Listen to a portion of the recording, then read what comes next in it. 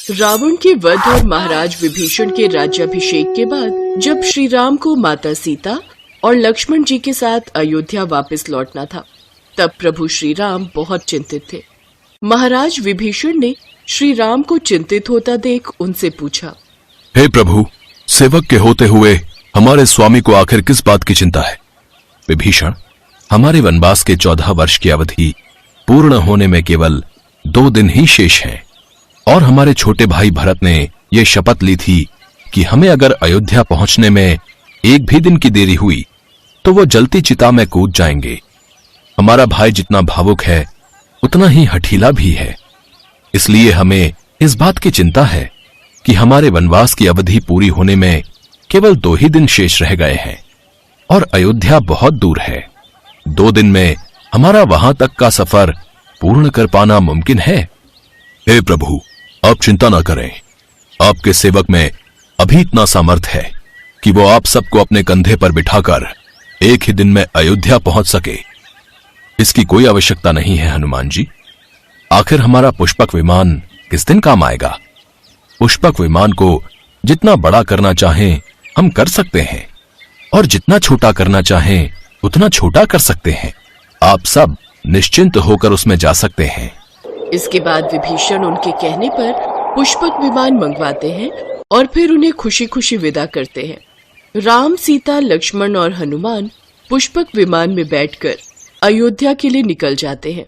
रास्ते में राम हनुमान से कहते हैं, हनुमान, लंका पर विजय और वनवास के दौरान जिन लोगों ने हमारी तन मन से सहायता की, हम उन सब लोगों से मिलते हुए अयोध्या लौटना चाहते हैं, और हमें लगता है इन सब में हमें काफी समय लग जाएगा। इसलिए हम चाहते हैं कि तुम शीघ्र अयोध्या जाओ और वहां पहुंचकर भरत को हमारे आने की सूचना दो। जो आज्ञा प्रभु। मैं अभी अयोध्या जाकर भरत को आपके लौटने का सुखद समाचार सुनाता हूं। इतना कहकर हनुमान अयोध्या की तरफ उड़ान भरते हैं, जबकि प्रभु राम माता सीता और लक्ष्मण के साथ महर्षि के आश्रम की तरफ निकल जाते हैं। कुछ ही देर बाद हनुमान अयोध्या पहुंच जाते हैं। अयोध्या में हनुमान सबसे पहले भरत से मिलते हैं। राम के बिना भरत तो लगभग मृत्युशैया पर ही पहुंच चुके थे।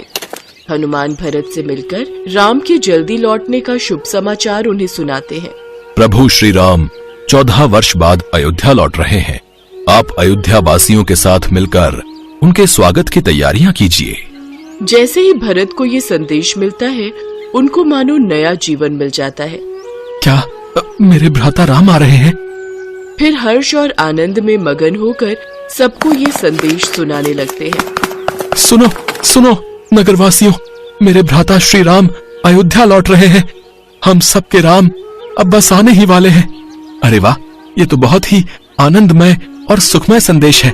ये सुनने के लिए हम सब कब से प्रतीक्षा कर रहे थे।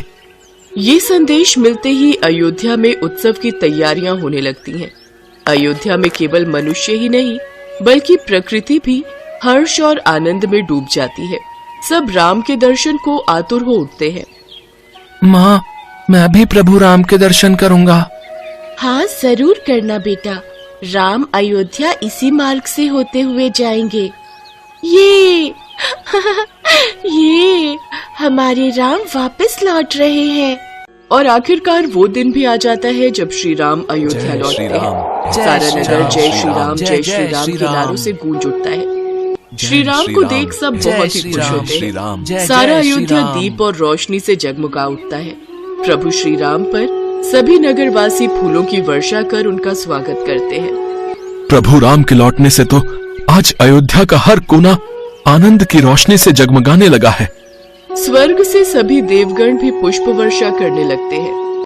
अयोध्या के महल में स्वागत के लिए कौशल्या माँ हाथ में स्वागत की थाली लिए सुमित्रा, भरत, कुलगुरु के साथ खड़ी होती हैं। लेकिन कैकेयी माता को वहाँ ना पाकर लक्ष्मण कहते हैं, कैकेयी माता कहाँ है? मुझे तो विश्वास ही नहीं हो रहा है कि वो हमारे स्वागत के लिए नहीं आई। फिर राम बिना किसी से कुछ कहे सीधा महल के अंदर जाते हैं। वहीं दूसरी तरफ कैकेयी पश्चाताप के कारण अपने कक्ष में बैठकर आंसू बहा रही होती हैं। तब श्री राम और माता सीता उनके पास जाते हैं और उनके पैर छूने की कोशिश करते हैं। चरण वंदन माता। लेकिन कैकई उनसे मुंह मोड़ लेती हैं और आशीर्वाद नहीं देती। क्या आप अपने पुत्र राम से रुष्ट हैं माता? ऐसा कहकर तुम हमें लज्जित न करो राम। फिर आप औरों के साथ हमें आशीर्वाद देने हमारे स्वागत के लिए क्यों नहीं आई माता?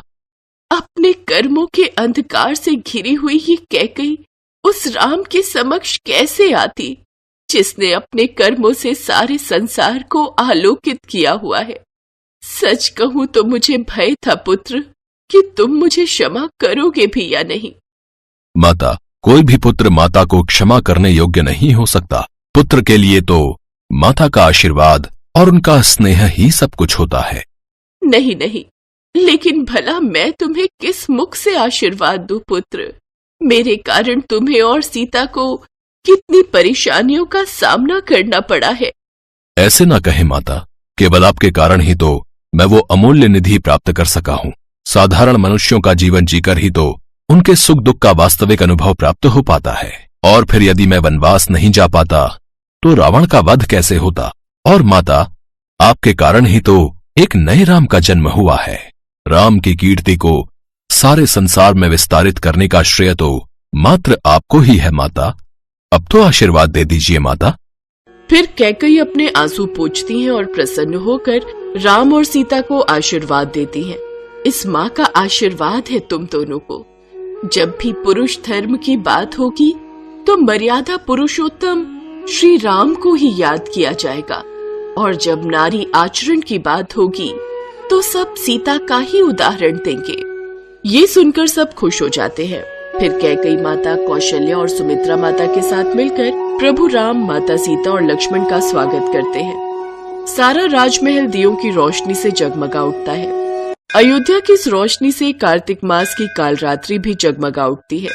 उस दिन भगवान राम के अयोध्या आगमन पर उत्तर से दक्षिण और पूर्व से पश्चिम तक जो उत्सव मनाया गया, वही समस्त भारत में दीपावली के त्योहार के रूप में मनाया जाने लगा, और वो आज भी पूरी श्रद्धा और प्रसन्नता के साथ मनाया जाता है। नारायण नारायण, पूरा स्वर्गलोक दीपक की रोशनी से जगमगा रहा है। कितना सुंदर वातावरण है। प्रणाम देवी लक्ष्मी। प्रणाम देवर्षि नारद। भगवान गणेश, भगवान कुबेर सहित सभी देवी देवता आज दीपावली का त्योहार मना रहे हैं। मेरा तो मन ये सब देखकर अति उत्साहित है। देवी लक्ष्मी, ये देखिए पृथ्वीवासी कितने ढेरों मिष्ठान आपको भोग लगा रहे हैं। हाँ देवी लक्ष्मी, आपको जो भी भक्त भोग लगा रहा है वो प्रसाद और मिष्ठान सीधा स्वर्ग में पहुंच रहा है। मिष्ठान बहुत ही स्वादिष्ट है। सचमुच यह दिवाली का त्योहार तो बहुत ही सुंदर है, निराला है। स्वर्ग में चारों ओर दीपावली के त्योहार की धूम मची थी। पूरा स्वर्ग दीप मालाओं से सजा हुआ था।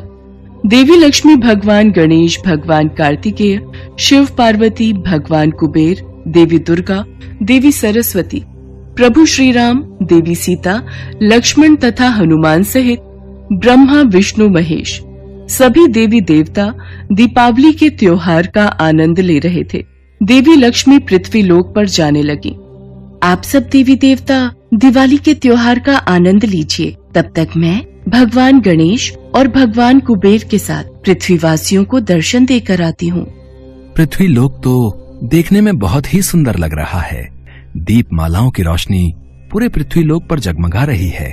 देवी लक्ष्मी, भगवान गणेश, भगवान कुबेर आज पृथ्वीवासियों को धन, समृद्धि और वैभव से परिपूर्ण करने जा रहे हैं। अब देखना यह है कि किसके भाग्य में ये मीठा फल ग्रहण करना लिखा है और कौन इस परीक्षा में सफल होता है। इसके पश्चात देवी लक्ष्मी, भगवान गणेश और भगवान कुबेर तीनों पृथ्वी लोक के भ्रमण के लिए और भक्तों को दर्शन देने के लिए चल पड़े। भगवान गणेश, भगवान कुबेर, हम तीनों अब रूप बदल लेते हैं ताकि हम अपने भक्तों की परीक्षा ले सकें। जो आज्ञा देवी लक्ष्मी। पर आखिर हम कहाँ जाने वाले हैं देवी लक्ष्मी? जो भक्त हमारा प्रेम और सच्चे हृदय से स्वागत करेगा, हम उसी के घर जाएंगे और उसी का उद्धार करेंगे। और वे तीनों रूप बदलकर साधारण मनुष्य की भांति शहर में भ्रमण करने लगे। हर घर में रौनक थी, सब तरफ खुशहाली और उल्लास था। धन वैभव से परिपूर्ण लोग दीपावली के त्योहार का आनंद ले रहे थे। एक घर में देवी लक्ष्मी का पूजन हो रहा था। आरती की आवाज देवी लक्ष्मी के कानों में पड़ी। ढेरों पकवान पूजा में रखे हुए थे। देवी लक्ष्मी ने उस घर का द्वार खटखटाया। सुनो जी, ये गुलाब जामुन, रसगुल्ले, बर्फी, पेड़ा देवी लक्ष्मी को भोग लगाओ ताकि वो खुश होकर हमें खूब धनवान करें और रात को हमारे घर आए। कहते हैं उन्हें अच्छे से खुश करो, उन्हें भोग आदि लगाओ तो वो दिवाली की रात को हमारे घर जरूर आती हैं। बहन, बहुत भूख लगी है, कुछ खाने को मिलेगा? हम तीनों कई दिन के भूखे हैं। आज दिवाली का त्योहार है पर हमारे पास पैसे नहीं हैं। कुछ मदद मिल जाती तो बड़ी कृपा होती। अरे भाग्यवान, ये तुमने दरवाजा खुला क्यों छोड़ दिया है? तुम्हें पता है ना आज दिवाली है, तो ये भीख मांगने वाले ऐसे ही तंग करेंगे। अरे, दिवाली के दिन दरवाजे बंद नहीं करते, इसी वजह से मैंने खुला छोड़ा था। अब मुझे क्या पता था ये भिखारी पूरी पकवान देखकर मांगने चले आएंगे। चलो जाओ यहाँ से, पता नहीं कहाँ कहाँ से आ जाते हैं। हमारे पास कोई धन के भंडार नहीं भरे हुए जो हम तुम गरीबों को बांटते फिरे। चलो जी, लक्ष्मी जी की आरती करो और लक्ष्मी, गणेश और भगवान कुबेर को भोग लगाओ। मैंने दरवाजा बंद कर दिया है। लक्ष्मी, गणेश और कुबेर तीनों मुस्कुरा देते हैं और वहां से चले जाते हैं। शायद उन सेठ सेठानी का आज उद्धार नहीं होना था। देवी लक्ष्मी तो उनकी परीक्षा ले रही थी। कहते हैं गरीबों की मदद करने वाला भगवान को प्रिय होता है। भगवान किस रूप में आ जाए किसी को नहीं पता, इसलिए अपने द्वार पर आए किसी भिक्षुक को और गरीब बेसहारा को दुत्कार कर नहीं भगाना चाहिए। और वो किस्मत के मारे सेठ सेठानी साक्षात देवी लक्ष्मी, गणेश और कुबेर को ही द्वार से भगा देते हैं। इसके पश्चात वे तीनों भ्रमण करते हुए चल रहे थे। अचानक उन तीनों की नजर रोते हुए दो छोटे बच्चों पर पड़ी। दीदी, माँ तो कह रही थी कि बापू आज हमारे लिए बहुत सारे पटाखे लाएंगे, पर वो तो हमारे लिए कुछ भी नहीं लाए। राजू भैया, बापू को बुखार है ना, इसलिए वो मजदूरी करने नहीं गए। माँ के पास पैसे नहीं है। तू रो मत, वो देख सामने सब लोग पटाखे और फुलझड़ी जला रहे। तू यहाँ बैठ कर देख, अच्छा लग रहा है ना? नहीं दीदी, मुझे खुद जलाने हैं पटाखे, और मुझे तो बहुत सारी मिठाई भी खानी है। दिवाली पर सब नए कपड़े पहनते हैं, मिठाई खाते हैं, पटाखे चलाते हैं, फिर हम क्यों नहीं दीदी? राजू भैया, तू तो मेरा राजा भैया है ना। अगर तू ऐसे रोएगा तो माँ को बहुत दुख होगा। चल, हम अंदर चलकर खिचड़ी खाते हैं। पता है माँ ने आज खिचड़ी बनाई है। भगवान गणेश, भगवान कुबेर, चलो आज हम इस घर में रहने वाले भक्तजन की परीक्षा लेते हैं। वे तीनों भी बच्चों के पीछे उनके घर पहुँचते हैं और द्वार से ही भगवान गणेश उन्हें आवाज लगाते हैं। माई, दिवाली का त्योहार है, क्या हम तीनों को यहाँ से थोड़ा भोजन प्राप्त हो सकता है? सुनो जी, लगता है द्वार पर कुछ लोग आए हैं और वो भूखे हैं। आप ये दवाई लो, मैं तब तक उन्हें देखती हूँ। हाँ हाँ, आज तो दिवाली का त्योहार है, आप लोग भूखे नहीं रहेंगे। मैंने खिचड़ी बनाई है और अभी पूजन में भोग लगाने ही जा रही थी। आप कुछ देर विश्राम कीजिए, मैं दिवाली का पूजन कर लूं, फिर आपको खिचड़ी का प्रसाद खाने के लिए दूंगी।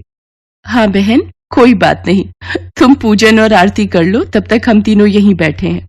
सुमित्रा, उसके पति और दोनों बच्चे माँ लक्ष्मी, भगवान गणेश, भगवान कुबेर और सभी देवी देवताओं की मन से आरती और पूजन करते हैं। प्रभु की लीला भी कितनी न्यारी है। आज साक्षात तीनों देवी देवता उस पूजन में वहां बैठे हुए थे।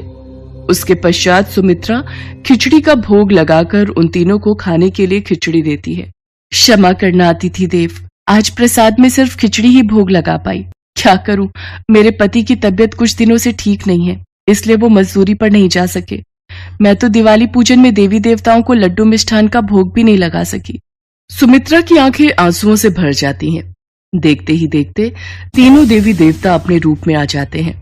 अपने सामने साक्षात देवी लक्ष्मी, भगवान गणेश और भगवान कुबेर को देखकर सुमित्रा और उसका पति चौंक जाते हैं। सुमित्रा, तुम ही तो चाहती थी कि आज हम तुम्हारे घर खिचड़ी का भोग खाने के लिए आए।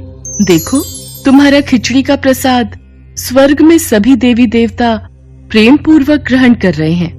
और वास्तव में सुमित्रा का भोग लगाया खिचड़ी का प्रसाद स्वर्ग में सभी देवी देवता भी आनंद पूर्वक खा रहे थे।